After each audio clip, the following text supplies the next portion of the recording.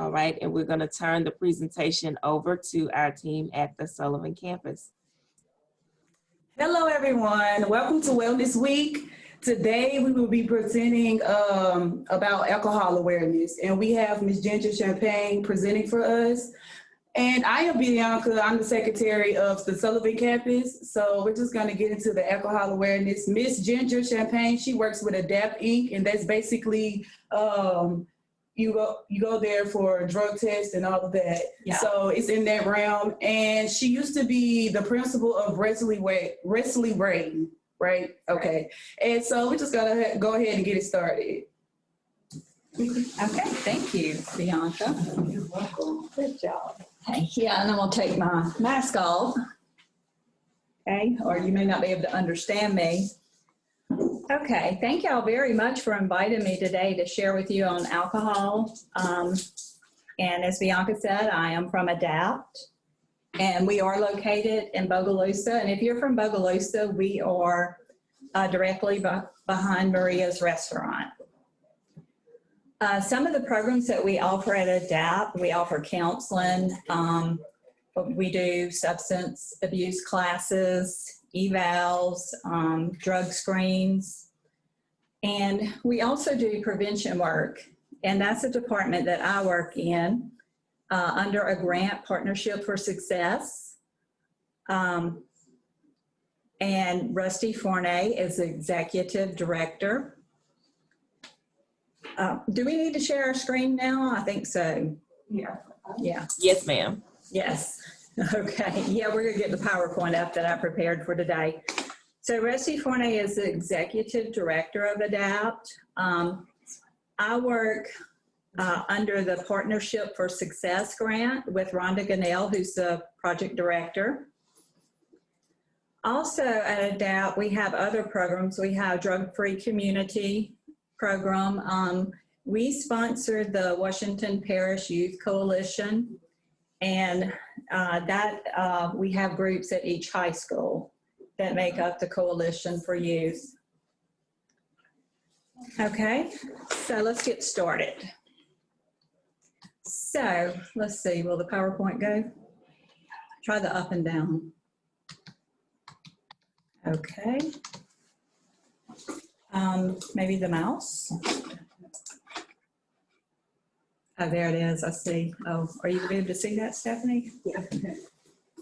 Okay, good. Okay, so what is alcohol? Alcohol is actually ethanol.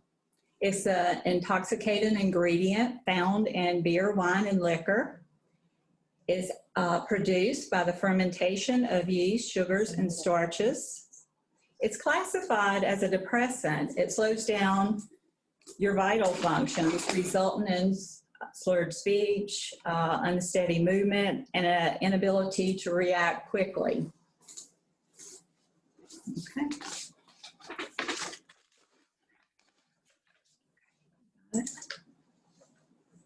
Okay, more than 95,000 people die from excessive alcohol use in the U.S. each year. Excessive alcohol use contributes to more than 3,500 deaths among people under the age of 21. There are about 2,200 alcohol poisoning deaths a year in the United States, and these can be prevented.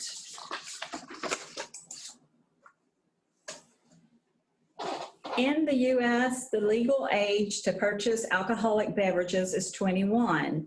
When I was younger, before a law was passed in around 1984, the legal age to purchase alcohol was 18.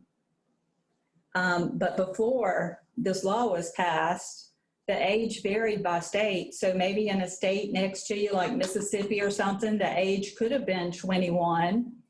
And I think Mississippi did.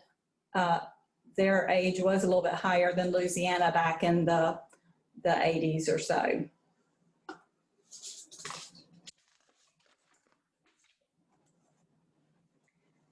States that increased the age saw a 16% decline in automobile crashes, Drinking by persons ages 18 through 25 declined significantly by about 56% in 1991, just a few years after the law was passed. And there's also evidence that the age 21 minimum legal drinking age protects drivers from alcohol and other drug dependence, adverse birth outcomes, and suicide and homicide.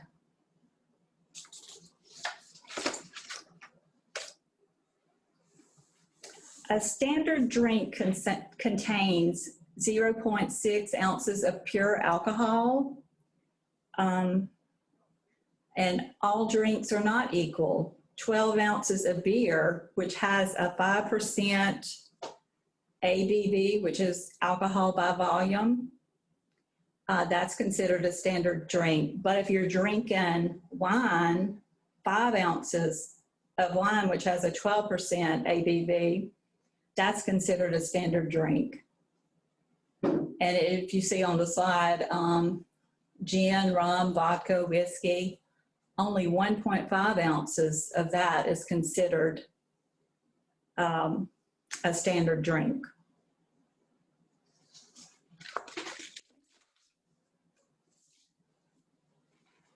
What is moderate drinking?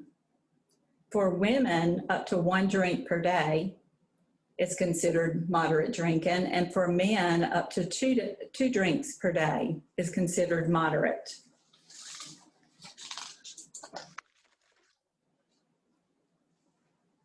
You can use the 0, 1, 2, 3 method to determine what drinking responsibly means. 0 drinks if you're under age 21, 1 standard drink per hour, 2 standard drinks on any day, and no more than 3 standard drinks on special occasions such as the 4th of July or Christmas or New Year's Eve.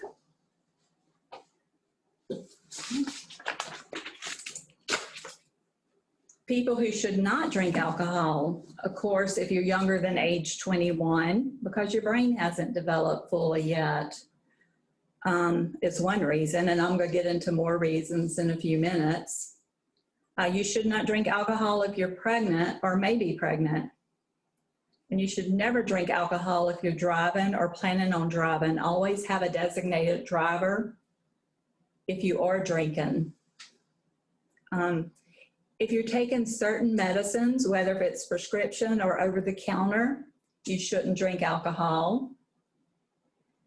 And if you're suffering from certain medical conditions or recovering from alcoholism or are unable to control the amount you drink, then you should not drink alcohol.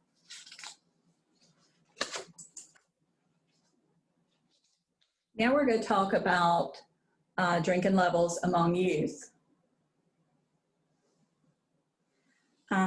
Let's see, yeah. Okay, in 2017, the Youth Risk Behavior Survey found that during the past 30 days, 30% drank some amount of alcohol, 14% binge drank, 6% drove after drinking alcohol, and 17% rode with a driver who had been drinking alcohol. In 2018, the National Survey on Drug Use reported that 19% of youth aged 12 to 20 years drink alcohol, and 12% reported binge drinking in the past 30 days. And if you don't know what binge drinking is, that's for men and women, it's a little different. For men, it's defined as 5 or more drinks within 2 hours. And for women, it's 4 or more drinks within 2 hours. And in 2019, Monitoring the Future survey reported that 8% of 8th graders and 30% of 12th graders drank during the past 30 days. And also 4% of 8th graders and 14% of 12th graders binge drank during the past 2 weeks. And I just want to point out something, that most young people do not drink alcohol, is what the research tells us. Sometimes people think, young people, I've heard them make statements like, well, everybody's drinking. No, everybody's not drinking, according to the surveys.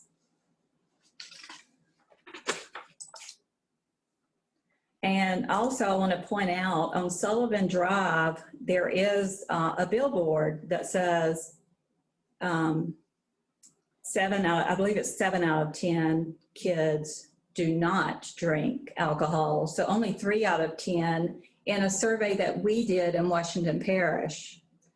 That's what we found among our high school students, that 7 out of 10 do not drink alcohol. So some of the kids were kind of shocked. You know, they thought everybody was doing it, but that's not the case. Okay, so I'll move on. Excessive drinking is responsible for more than 3,500 deaths among underage youth each year, and it costs the United States $24 billion in economic cost. People aged 12 to 20 years drink 11% of all alcohol consumed in the U.S. And on average, underage drinkers consume more drinks per drinking occasion than adult drinkers.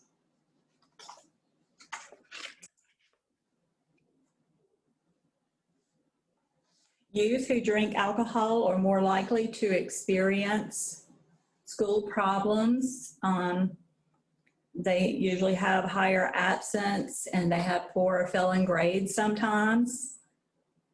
Youth who drink alcohol are also more likely to have social problems, fighting, or lack of participation in youth activities. Also, some legal problems, maybe arrest due to drinking under the influence or hurting someone while drunk. Physical problems,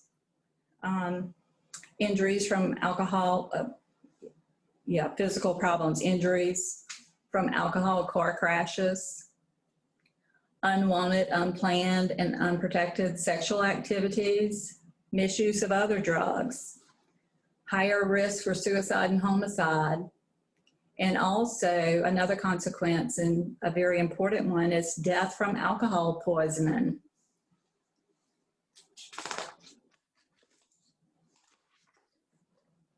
Publications by the Surgeon General outline many prevention strategies for underage drinking, such as enforcing the minimum legal drinking age, national media campaigns targeting youth and adults. I know at ADAPT, our youth coalition and the grant that I'm working with, Partnership for Success, we have a media campaign. We're on Facebook, Twitter, Instagram, and all the kids even do TikTok videos. I'm not as familiar with TikTok, but I'm sure that y'all know what that is.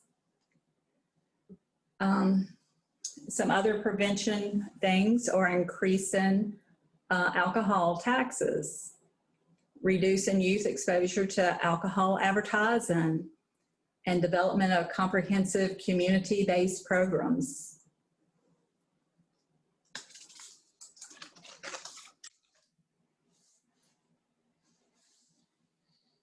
Excessive alcohol use in the United States contributes to more than 95,000 deaths. I told y'all that earlier, and costs the U.S. $249 billion. It is a drain on the American economy. Also, workplace productivity suffers because of people at work, or either they come to work with hangovers.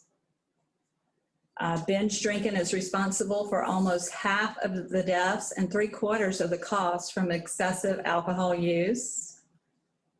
And 37 million adults in the United States, 1 in 6 binge drink about once a week, averaging 7 drinks a binge.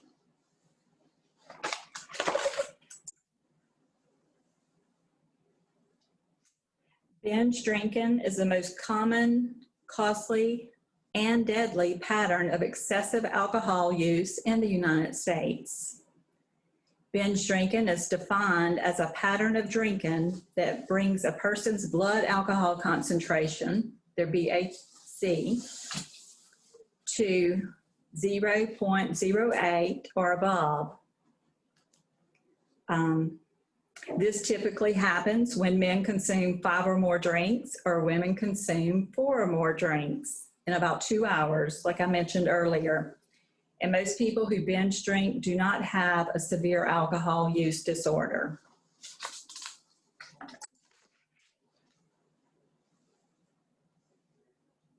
One in 6 adults binge drink about 4 times a month, consuming about 7 drinks per binge. Binge drinking is twice as common among men than among women. Binge drinking is more common among people with household incomes of $75,000 or more and higher educational levels. That was kind of a shock to me whenever I heard that. And most people younger than age 21 who drink alcohol report binge drinking, often consuming large amounts.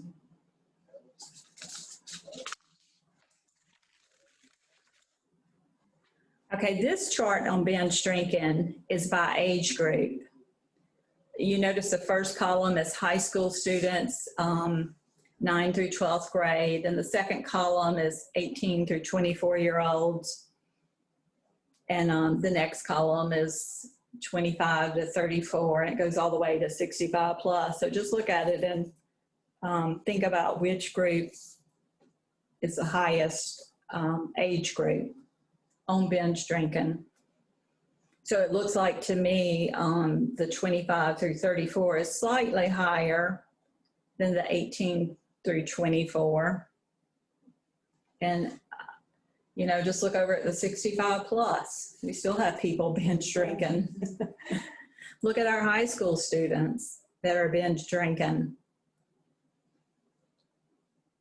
Okay, next slide. Now I want to talk a little bit about pregnancy and alcohol.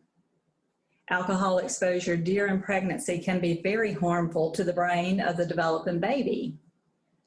About 10% of pregnant women drink alcohol.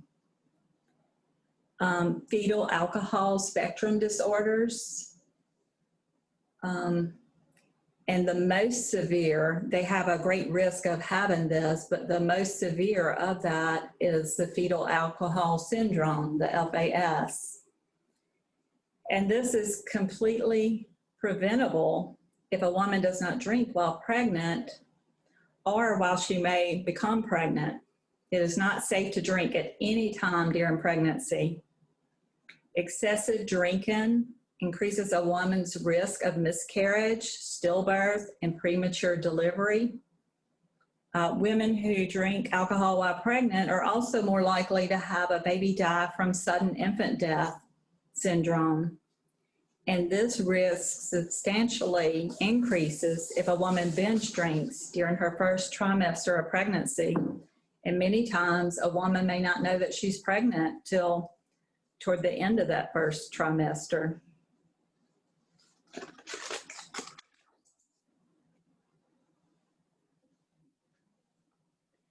Driving under the influence of alcohol is a serious public health concern that needs to be better addressed to protect everyone on the road. Every day, 29 people in the United States die in motor vehicle crashes that involve an alcohol-impaired driver. This is 1 death every 50 minutes. The annual cost of alcohol-related crashes totals more than $44 billion. 1 in 10 teens in high school drinks and drives, 1 in 10. 112 million times a year, alcohol-impaired drivers put you at risk.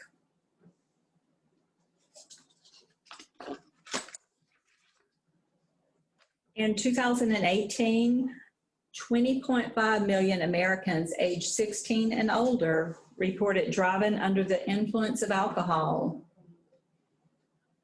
12 million reported driving under the influence of marijuana, and 2.3 million reported driving under the influence of illicit drugs, and that's during a 12-month period. Much of this information is coming from the CDC, cdc.gov, if you want to go to that website.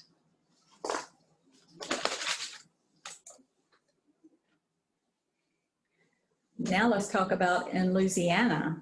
In Louisiana, 2,349 people were killed in crashes involving alcohol. This was from 2009 to 2018, and this is you found this information at cdc.gov. Also in Louisiana, it's illegal to drive with a BAC at or above 0.08. Also, sobriety checkpoints are allowed in Louisiana. And in Louisiana, if you, even a first offender, if you've gotten a DUI, there's ignition interlocks that are required for all. That's installed on your car, I guess. I haven't seen one, but before you can crank your car, you have to breathe into something that's programmed in your car before it will crank if you've received a DUI.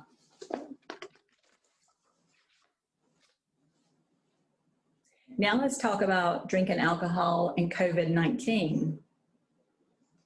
Drinking alcohol does not protect you from COVID-19. There's been many myths about COVID-19, and that certainly is one.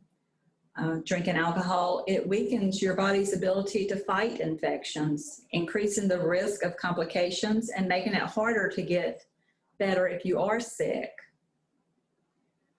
Alcohol use can increase the risk of acute respiratory distress syndrome and pneumonia, which are sometimes associated with COVID-19.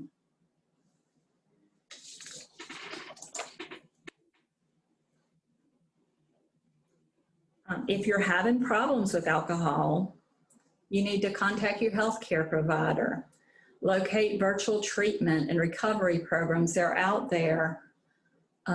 Medication assisted treatment for alcohol or opioid use may be an option. Take medicine as prescribed and continue your therapy, treatment, or support appointments. And also, if you need help, there's a number on the screen that you can call if you have an alcohol problem, or you can call ADAPT and we can put you in contact with someone.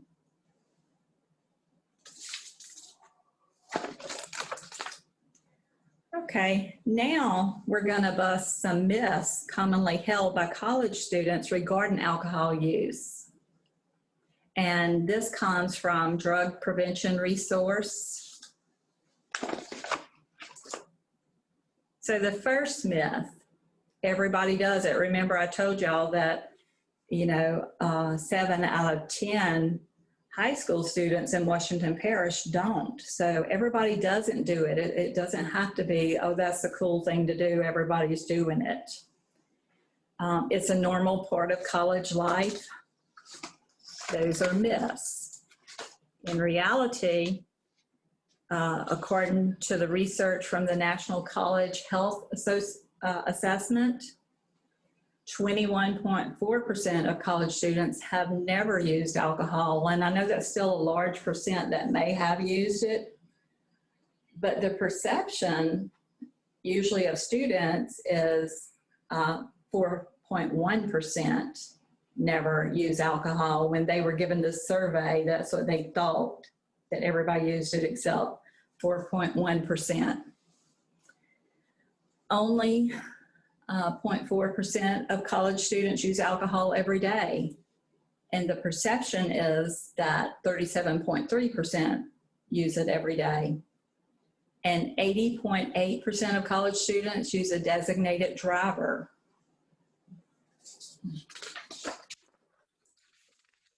The second myth, the second slide that we have on this, I can drink and still be in control, and I'd be better off if I learned to hold my liquor.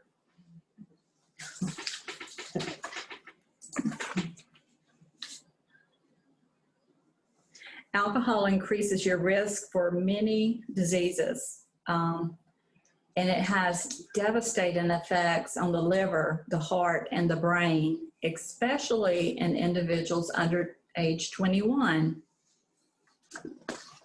So let's look at the liver.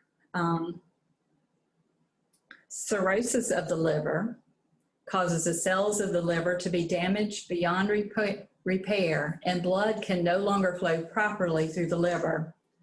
So if the blood cannot flow through the liver, it cannot be cleaned, and this causes toxins and waste to build up in the body. The risk of cirrhosis and other alcohol-related liver disease is higher for women than for men.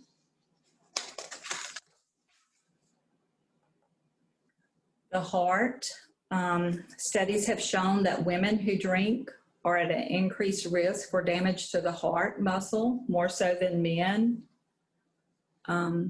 Heavy drinking can damage the heart, and it leads to high blood pressure, congestive heart failure, stroke, and even alcoholic cardiomyopathy, which is an enlarged or weakened heart.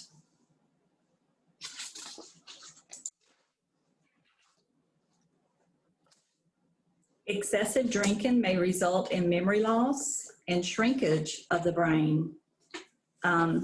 Alcohol affects the brain from front to back, okay? But the brain, it develops from the back to the front. That's why it's so important that people under the age of 21 do not drink. Your brain doesn't stop growing until about age 25. And drinking can affect how it develops.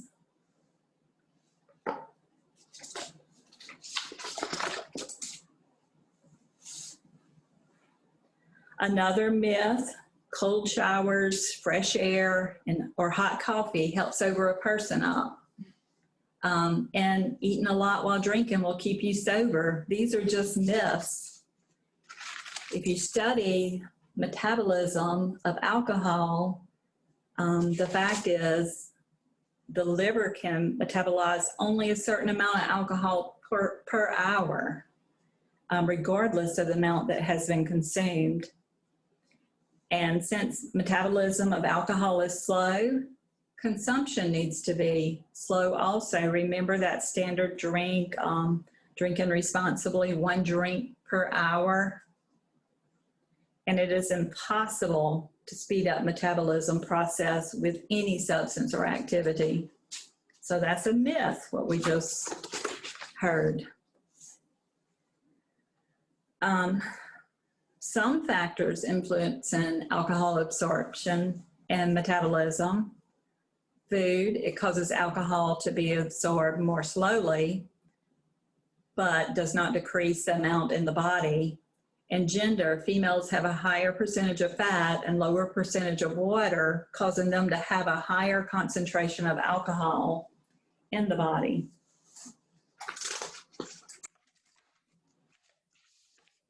Here's another myth. I can manage to drive well enough after a few drinks. And someone who passes out from drinking should sleep it off. Okay, so you may feel like this, and it kind of goes along with, oh yeah, I feel like this. I can drive. I haven't had much to drink. Yeah, I've got this. I can drive. But you actually look like this. So do not drive after you've had something to drink. Okay, the next 3 slides, this is a chart that deals with blood alcohol concentration. It starts at the lowest level, 0.02 to 0.03, and on this page it goes up to 0.9. And I wanted to point out that 0.8 is the legal limit for driving.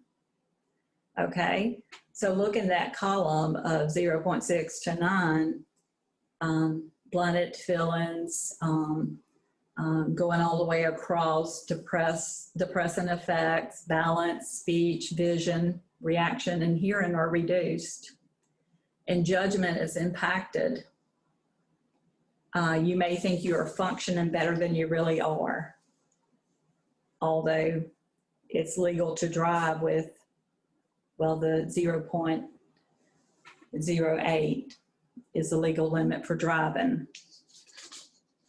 Okay, and then the next chart, it continues. The blood alcohol concentration is going up.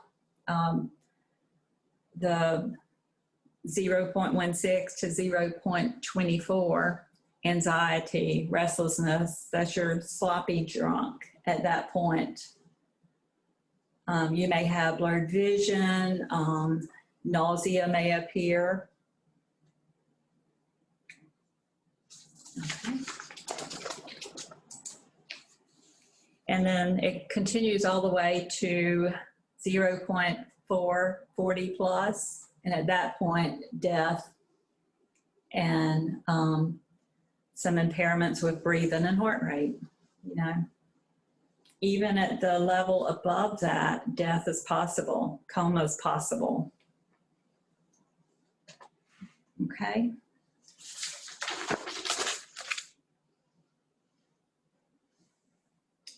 Here are some signs for alcohol poisoning. Mental confusion, vomiting, seizures, slow breathing, and that's fewer than 8 breaths per minute. Irregular breathing, 10 seconds or more between breaths. Okay, and then you have the bluish skin color, paleness, and that's because of the low body temperature.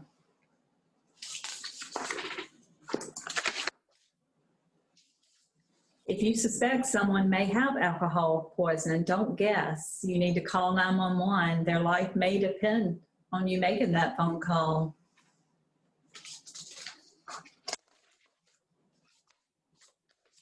Okay, here's some more myths. Drinking isn't all that dangerous. I think we all know better than that now. Mm-hmm.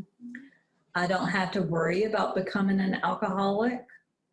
And alcohol isn't as bad as other drugs. These are all myths. Some consequences. Death. 1,700 college students die each year from alcohol-related unintentional injuries. 599,000 students are unintentionally injured under the influence of alcohol. More than 696,000 students are assaulted by another student who has been drinking. Some more consequences. Sexual abuse. More than 97,000 students are victims of alcohol-related sexual assault or date rape. Unsafe sex. 400,000 students had unprotected sex. And more than 100,000 students report having been too intoxicated to know if they consented to having sex.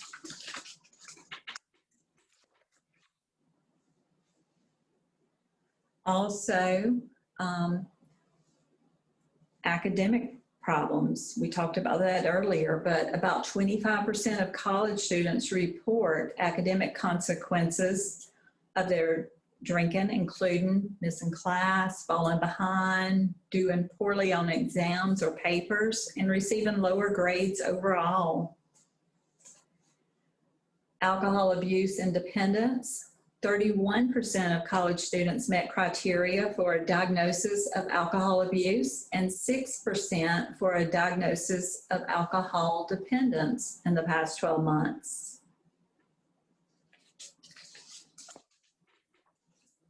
Alcohol abuse versus dependence. Abuse, failure to fulfill major responsibilities. Drinking in physically dangerous situations. Recurrent alcohol-related legal problems, and continued drinking despite relationship problems.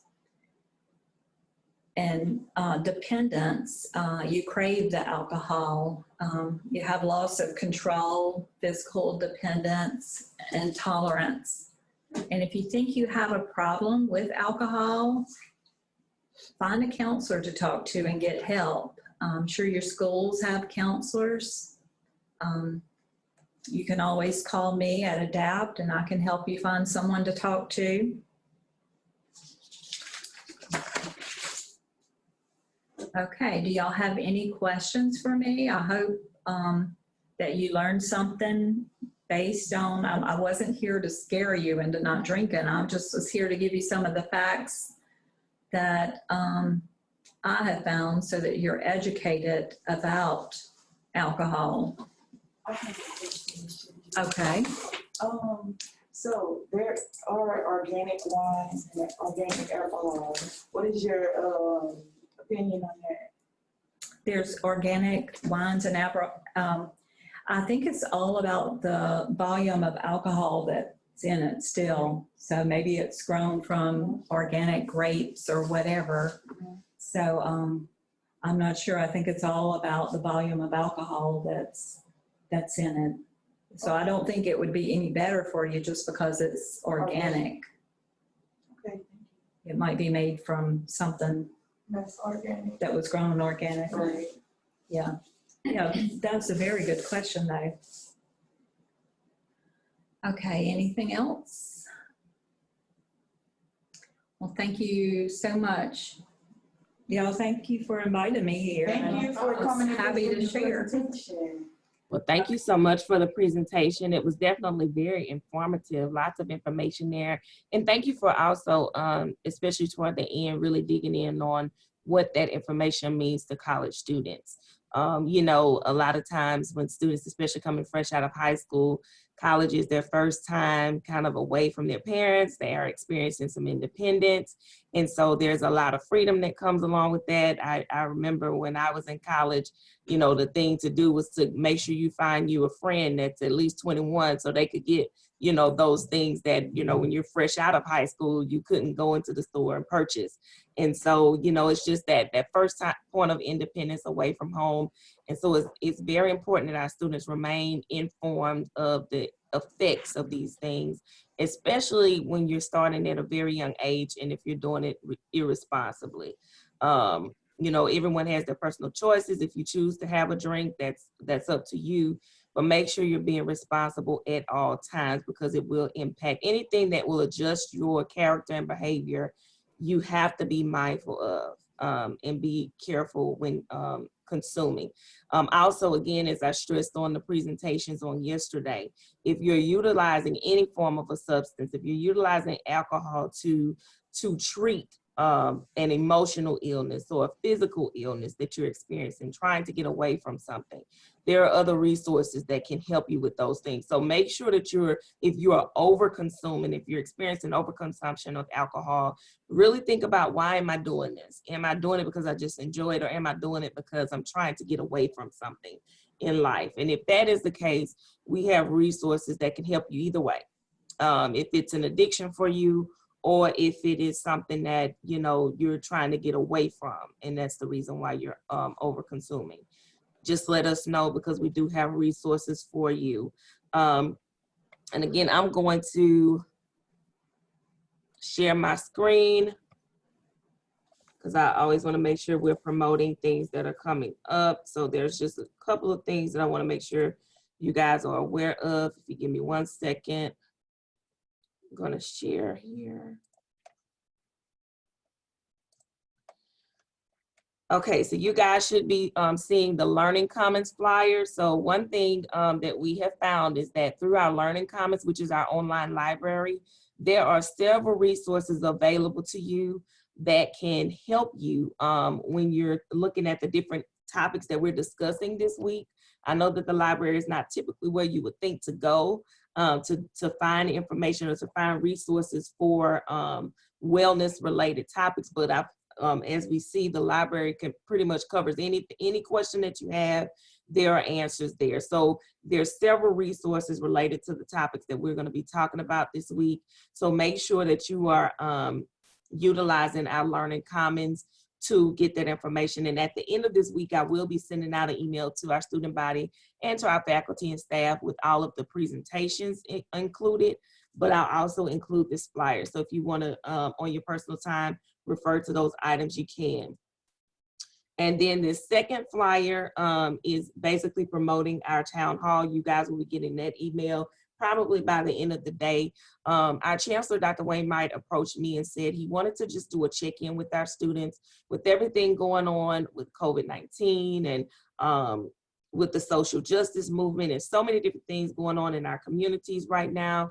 He wanted to take time to just hear from students to see how you're feeling. What are college students feeling right now? Do you have any concerns that we need to be aware of?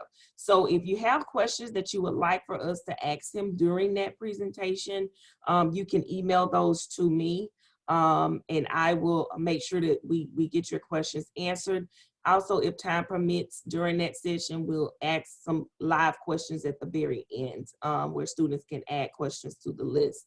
But that event is going to actually be next week. That's next Thursday, October the 8th, from 11:30 to 12:30. And so I'll be sending this flyer out hopefully by the end of the day, tomorrow the latest, so you guys can kind of plan around it. Make sure that your classmates know that we are having that event. And if they have questions or concerns, please send those to us so that we can make sure your questions are answered. Okay. Does anyone on the call have any questions? If you have questions that you would like for us to, or the presenters to answer, you can type those in the chat box. If there was something that was burning on the inside and you just had a question that you need some clarity on, you can type those in at this time.